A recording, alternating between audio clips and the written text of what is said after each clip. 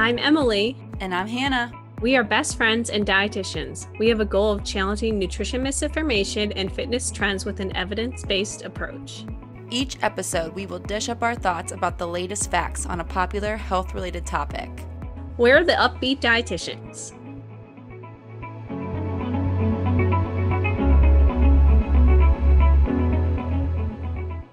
Hello, everybody. Welcome back to the Up-Beet Dietitians podcast.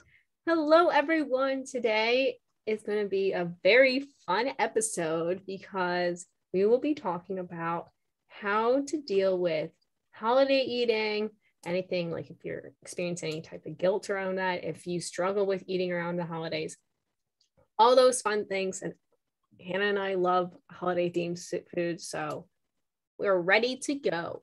Oh, yeah. Kind of be talking about the biggest stressors around holiday eating and how we can kind of combat that, and then what you can do to set yourself up for success in the long run, so you don't have to kind of what's the word I'm thinking of?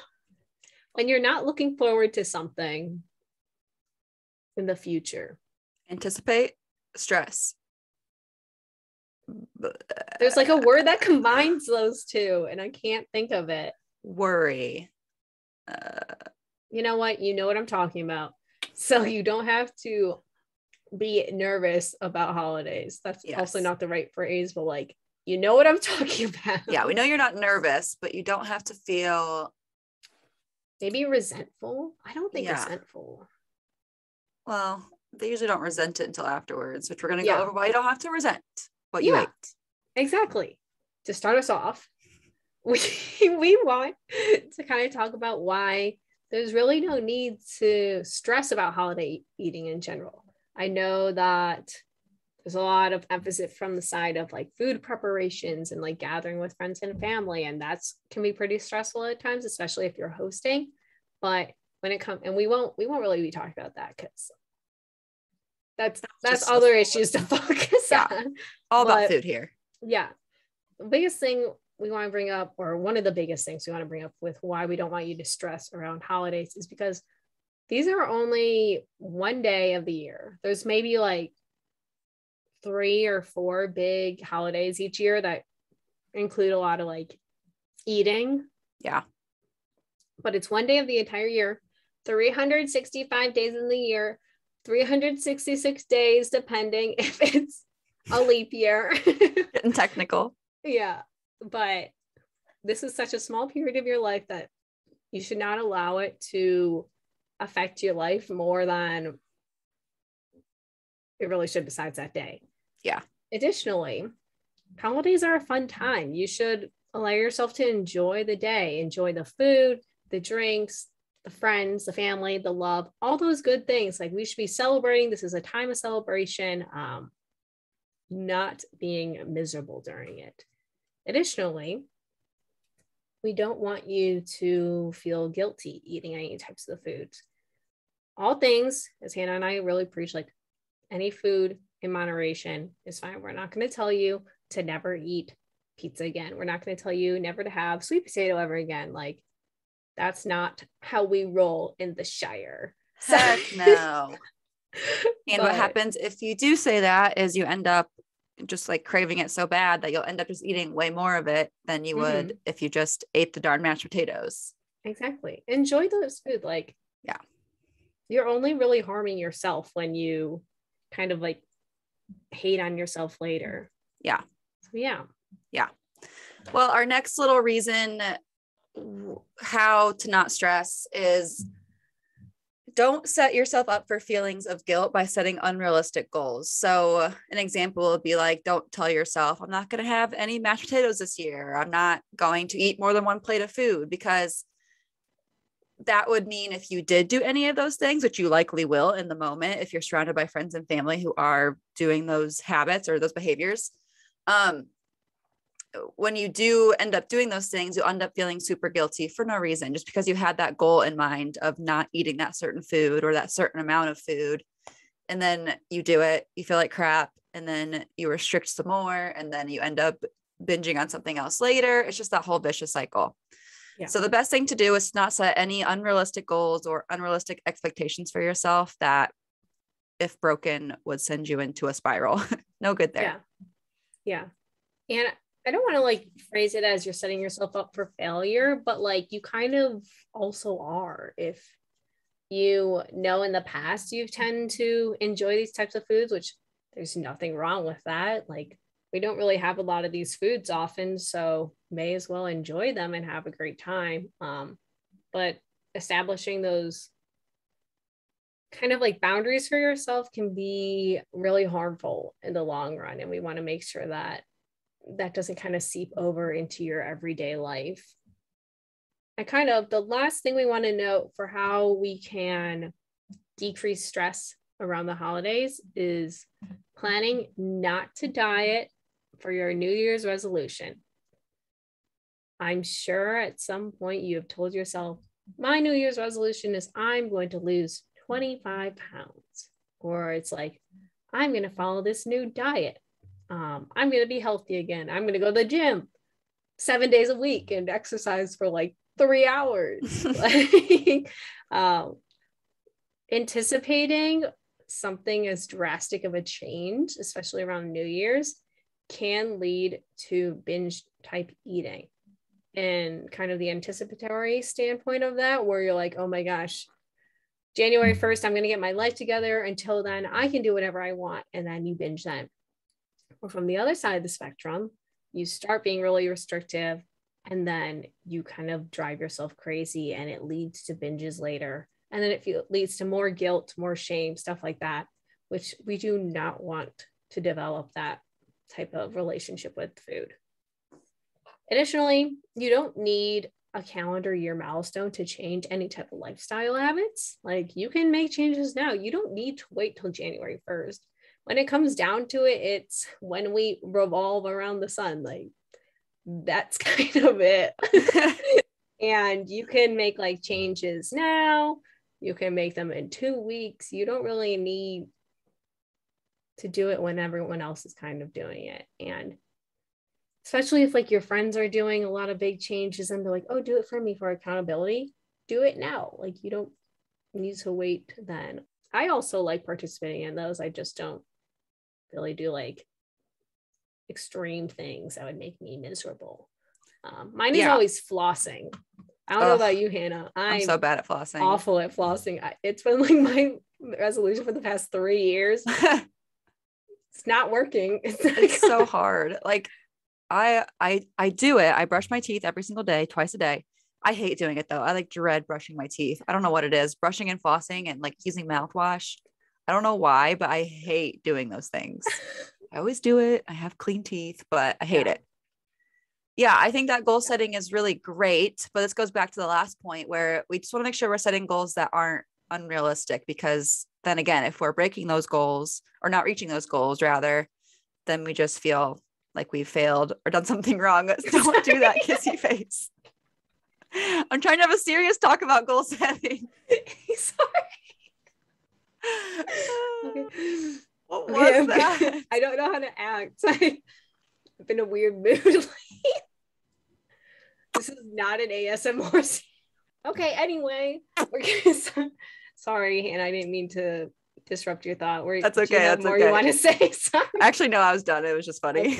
Okay. Now, how you can set yourself up for success in the long run, because we are here to provide you with practical advice that you can realistically implement and provide you with kind of what we know, all in this wonderful podcast. So the first thing is don't skip meals on holidays preceding like your big meal of the day. Like typically people do either a late lunch or dinner. Do not skip meals, because this will backfire in the sense that when you are restricting yourself throughout the day, you'll show up to the meal starving and you could potentially binge eat and then eat way more than you're used to. And also, like your body's going to be exhausted throughout the day from not eating, and your body wants food. So start your day with breakfast like you normally would, or whatever your first eating occurrences of the day, and then kind of like proceed through the day like a normal day.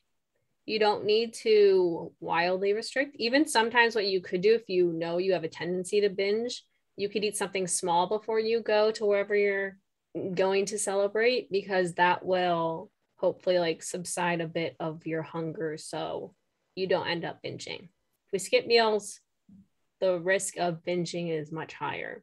And then you'll feel guilty. Yeah. And there is this holiday should be guilt-free. Guilt-free. Guilt is not an ingredient. No. We should make that like we were talking about how we always, people who demonize certain foods get really popular because they have a very firm stance that they believe in. Ours should be that guilt is a bad thing. You know how like gluten-free is GF? What if we did like guilt-free? Ooh. Yeah. Even though I know like gluten-free for celiac is like essential. I know that. But everything always says guilt-free, like in a bad way though. Like on a food package. That's true. It'll say guilt-free, even though guilt is not a part of the equation. Right. You're right. We'll brainstorm. We'll get back to you guys with something better. We know you're dying to know what this is our first draft. What our strong controversial stance is. Yes. Okay. Our next little point here on how to set yourself up for success is to maintain physical activity if you'd normally do so. Biggest thing I want to say here is this does not mean to use exercise as punishment for whatever you ate, or don't feel like you have to do a workout to earn whatever meal you're going to eat later. That is never a thing you have to do. You never have to earn your food.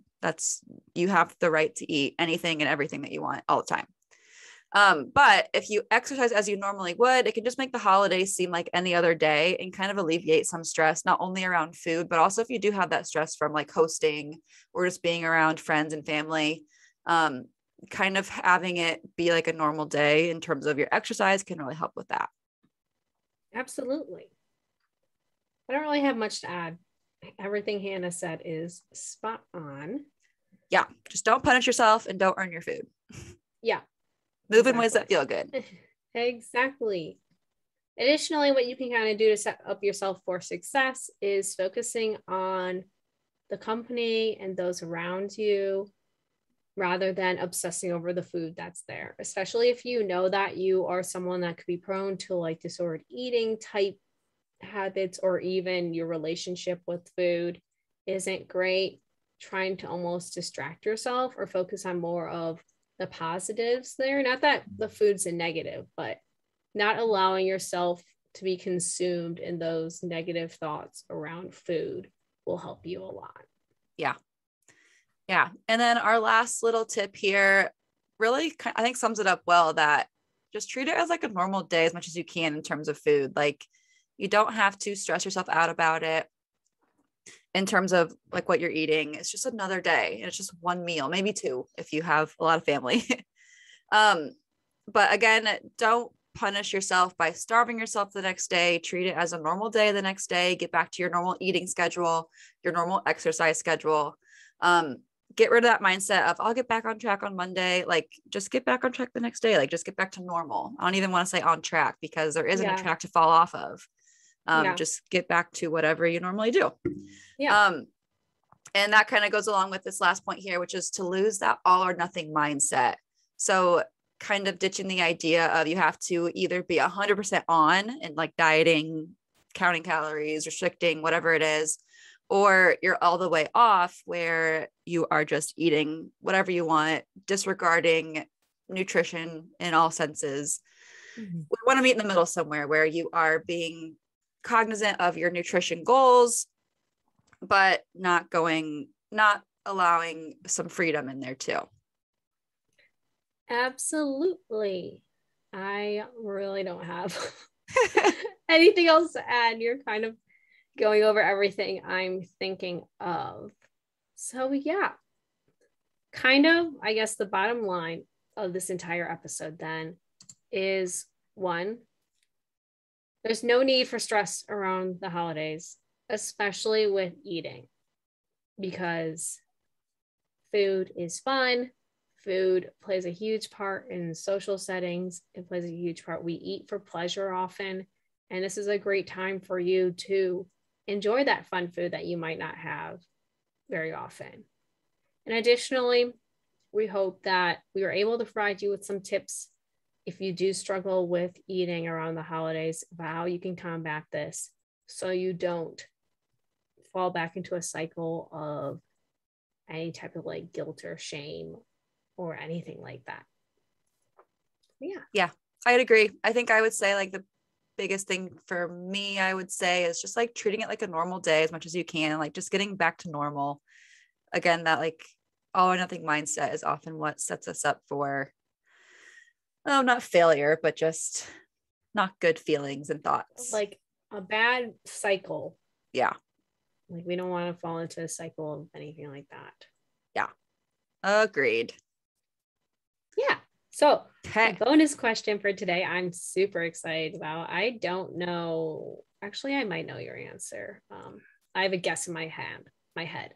But in theme, along with our theme of holiday eating, and this will be coming out around Thanksgiving time. The question is, what is your favorite Thanksgiving dish? Hannah, you can start. You guys know I can't pick a favorite dish like for anything. Like I just can't. I love it all. I like I'm the person who puts like a little bit of everything on my plate because I like to sample things. Mm-hmm. I don't know. I'm definitely not a turkey person, so that's out. I don't like turkey that much. I definitely choose ham over turkey. I mean, I'll eat it, of course. I'll eat anything, but I wouldn't choose it if there was ham there. I might have to go with like a combination of mashed potatoes, stuffing, and gravy. Like those three things kind of like in one bite. It's so good. Like that nice savory flavor. And like the smoothness and the saltiness. Yeah. It's just so good. Yeah. So again, I have a question for you. All, do you do wet or dry stuffing? Usually dry, but I honestly don't make it very often. That's not usually like what I make or bring to a party if I was like doing that. And I'd never hosted before. So I've really only made stuffing like once or twice. And it was just like casually, like for my own dinner situation. Mm-hmm. Okay, nice. What do you usually do? We always make both. So, and I typically I like wet stuffing when it's fresher. Yeah. I feel like dry stuffing reheats better though. Yeah. So I guess I would say dry then. Yeah. Because over more periods of time, I like dry. But yeah. Okay. What's your favorite dish? My favorite dish is, I already know like people that are going to listen to this are be like, Emily. If you say cranberry sauce, that's one of my favorite. No, it's okay. Not. My signature dish that I make like every year for my family is sweet potato casserole. Oh, good. With marshmallows? With marshmallows, with brown sugar, with nuts, like the whole thing. Like I can make our sweet potato recipe like without the recipe because I've been doing it every single year for probably the past like 8 years or so. Oh my gosh. Like that is my signature dish. Oh, sounds so good. But I love sweet potatoes. And I used to have a pretty strong sweet tooth. You know this because at Purdue, I'd always want dessert. Yes. But that's kind of died off. But like sweet potato casserole, one, my people pleaser inside of me, it always does well. So I'm happy. Yeah. Two, it's like really hard to mess up. It's true. So it's always good. Yeah. Yeah. I love sweet potato casserole. I forgot about that. The marshmallows and like the sweet, like the super sweetness, along with like the kind of like savoriness of the sweet potatoes. Oh, yeah. So good. If you don't want all the sugar or you're like diabetic, you could do baked sweet potato. That's another thing I was doing. Then you just sprinkle some on top. True. But I do like the full, like I make it a mash and then I like incorporate nuts into it all. And I put nuts on top and like the whole thing. That is my jam. I feel like green bean casserole is kind of controversial. Do you like that? I was gonna say that what my guess was that your favorite one was. Oh, really? I do really like it. I love green bean casserole too. I love a casserole of any type. Yeah. Really. Yeah. I also love the like fried onions. Yes. I could eat those plain. They're so good. So good. I just love a mashed potato. Oh yeah. Potatoes are great. yeah. I love Thanksgiving food. It used to be my favorite holiday just because of the food. I think it is mine. It's amazing. But I like Christmas. Not that anyone asked. In case you'd like to know my favorite holiday, it's Christmas. I could see you being a big Christmas fan. Hence why you have to visit so you can see me like in my element in Chicago during Christmas time. Yay! Okay, anyway, we'll wrap up this episode so we don't just keep talking about food. But we hope you enjoyed this episode. Thank you so much for tuning in. As always, like let us know if there's something you want to hear us talk about on here. If there's a guest you'd like to hear from, we have a lot of really awesome guests in season 2. Our season 1 guests are also amazing, but I think we have more guest appearance this season than we did last time. So look forward to that. And thank you so much for supporting us and listening. Yes. Happy Thanksgiving, guys. Yeah. Happy Thanksgiving. And we'll see you before Christmas. So yes, absolutely. We're not going anywhere. No, you're stuck with us for a little while. Alrighty. Have a good one, guys. Bye. Bye. Thank you so much for tuning in on this episode of the Up-Beet Dietitians with your hosts, Emily Krause and Hannah Thompson. We appreciate you all so much for continuing to support us. In order to support us and sustain the success of this podcast, please subscribe and leave a rating and review. If you'd like to provide us feedback for future episodes and guest stars, follow us on Instagram at the Up-Beet Dietitians. Lastly, you can show us support by providing a monthly donation using the link at the end of our bio. Once again, thank you so much for listening today, and stay tuned next Wednesday for a new episode. Until then, we hope you have a wonderful rest of your week.